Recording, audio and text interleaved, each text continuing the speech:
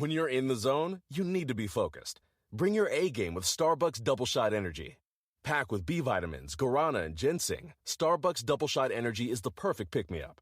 And it comes in delicious flavors, including vanilla, mocha, white chocolate, coffee, and their newest flavor, caramel. Own the day with Starbucks Double Shot Energy. Available online as well as at grocery stores, convenience stores, and gas stations nationwide. This is Optimal Relationships Daily, episode 1805. Are you helicopter parenting your young adult? By Dr. Jack Stoltzfus of parentslettinggo.com. Hello, everybody. I am Greg Audino, your host and narrator. Happy to have you back here for another episode of ORD. Another day of reading to you from articles that can help you improve the relationships in your life. Thursdays and Fridays are for parenting articles specifically. And this Thursday, I can think of no one better to narrate from than Dr. Jack Stoltzfus, a newer contributor to our network who has a lot of wisdom when it comes to helping parents develop strong relationships with their kids at all ages. So let's hear what he has to say about helicopter parenting today as we optimize your life. Are you helicopter parenting your young adult? By Dr. Jack Stoltzfus of parentslettinggo.com. When my daughter was starting college, we discussed the problem of helicopter parents with the college dean. He said one mother came in daily to clean her son's dorm room, take his clothes to wash, and return with them the next day. I don't like labeling parents, but in this case, I could hear the propellers of the helicopter hovering over the campus. Labeling, whether this be helicopter parents or entitled young adults, is not helpful. It doesn't promote constructive dialogue between the generations. But it's my experience and perception that parents, including my wife and I, do much more for our young adults than our parents did for us when we were kids. In a Pew Research survey, 64% of Americans indicated that parents do too much for their kids. The problem is collusion between parents and young adults, in that parents do too much, and young adults expect too much. It's a bit of the chicken and egg sequence. When my daughter was in college in her first year, and couldn't get dinner because of the dining hall being closed when she got there, she called me. She explained the situation, and then made an outrageous request. "Dad, can you bring a sandwich over to me?" After almost having a seizure laughing so hard, I picked myself off the floor and told her, "No sandwich, not in this lifetime." Afterward, I wondered what messages I had sent her over the years that would lead her to think that I would drive a sandwich over to her. Can you overdo love? I strongly encourage parents to show unconditional love and invest in the relationship with the young adult as a prerequisite to an effective launch. But it's hard to know when you're doing too much. Can you overdo love? It depends on how you define love and the actions that reflect it. We've become more invested in our children's success, starting at an early age, and although we supply them with all the necessities to succeed, it also creates pressure on the child or young adult and the parent.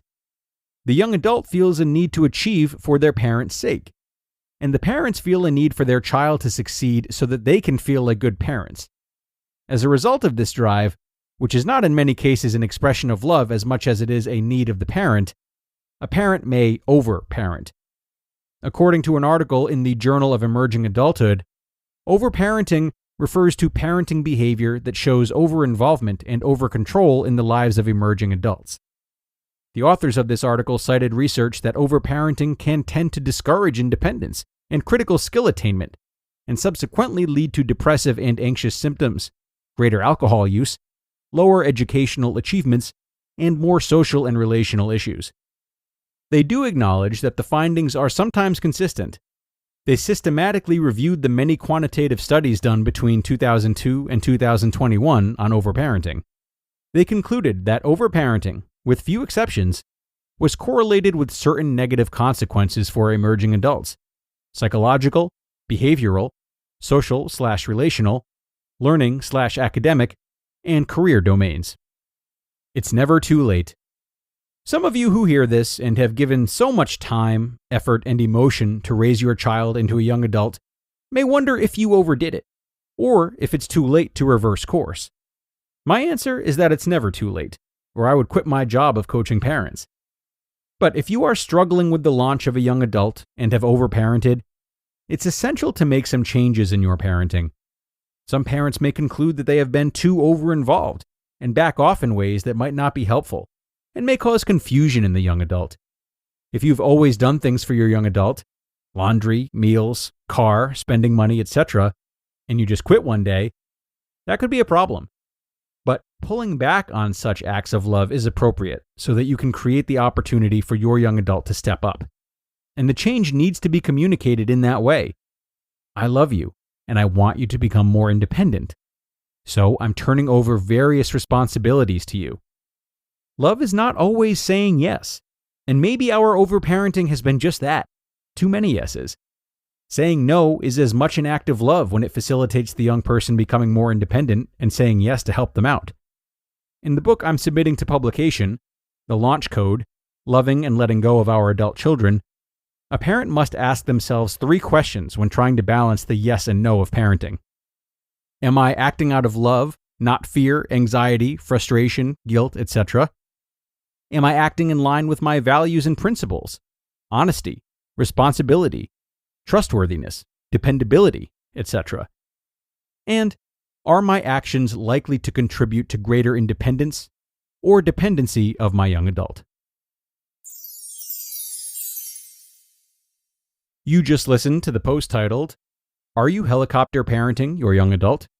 By Dr. Jack Stoltzfus of parentslettinggo.com. And a big thank you to Dr. Jack for a post that might get some parents thinking twice. Now, it can be difficult for parents to let go of these behaviors, or even pull back slowly from them, as Dr. Jack suggested. And in this case, it may be because after taking this approach for so long, they associate it with love, or consider it a main act of love toward their children. So all of a sudden, to stop this behavior may jeopardize the parent's ability to feel as though they are loving parents, or even their child's ability to recognize them as loving parents. Should this be your experience, I recommend reflecting on the many other ways you might show love to your children. Not only is letting up on helicopter parenting an act of love itself, because it does facilitate greater independence in the long run, as Dr. Jack said, but what else? Might you start to have longer, more involved conversations with your child? Might you write them letters if they're out of the house?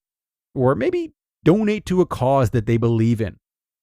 Acts of love stretch far beyond, always cooking and doing their laundry, giving them more and more spending money, etc. So think about how else your love could come through today. And with that, we have reached the end, everybody. Thank you so much for being here and making another episode possible. We could not do this without you. So have a great rest of your day and be sure to tune back in tomorrow for another parenting post. That's where your optimal life awaits.